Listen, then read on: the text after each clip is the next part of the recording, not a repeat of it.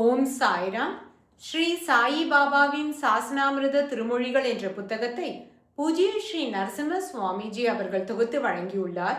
இதிலிருந்து ஒரு கிரிமினல் வழக்கில் ஸ்ரீ சாயி பாபா தன் பக்தரை எவ்வாறு காத்தருளினார் என்று பார்த்து கொண்டிருக்கிறோம். அதன் தொடர்ச்சியை இப்பொழுது கேட்கலாம். நீதிபதி: உங்கள் சாயி பாபா இந்துவா முஸ்லிமா? துமால்: இரண்டும் அல்ல, இரண்டுக்கும் அப்பாற்பட்டவர். நீதிபதி: அவர் போதிப்பது என்ன? துமால்: அதை அறிய தாங்களே அவரிடம் நேரடியாக செல்ல வேண்டும். அன்றைய தினமே மனுதாரர்கள் அகமத் நகரிலிருந்து ஷீரடிக்கு சென்று கொண்டிருந்த போது ஸ்ரீ சாயி பாபா சில கிராமத்தார்களிடம், இங்கே வாருங்கள், இன்று ஒரு சமத்காரம், அதாவது அதிசயம் காண்பீர்கள் என்றார்.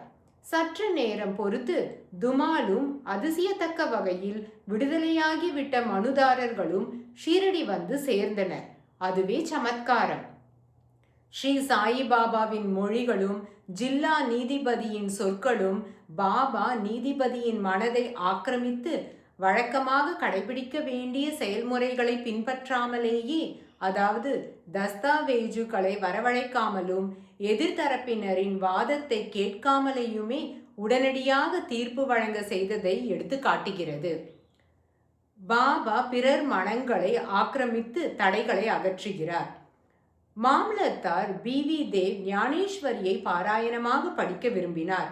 ஆனால் அவர் படிக்க துவங்கும் போதெல்லாம் ஏதோ தடைகள் குறுக்கிட்டன. ஆகவே ஸ்ரீ சாயி பாபா தாமாகவே அவரை அதை படிப்பதற்கு உத்தரவு இட்டாலன்றி இனி படிப்பதில்லை என தீர்மானம் செய்து கொண்டார் தேவ். ஷீரடிக்கு சென்ற அவர் ஸ்ரீ சாயி பாபாவிடம் ஞானேஸ்வரி புத்தகத்துடன் ₹1 வைத்து கொடுத்தார். ஸ்ரீ சாயி பாபா அதை படிப்பதற்காக திருப்பிக் கொடுப்பார் என எதிர்பார்த்தார். இதன் தொடர்ச்சி நாளை கேட்கலாம். ஓம் சா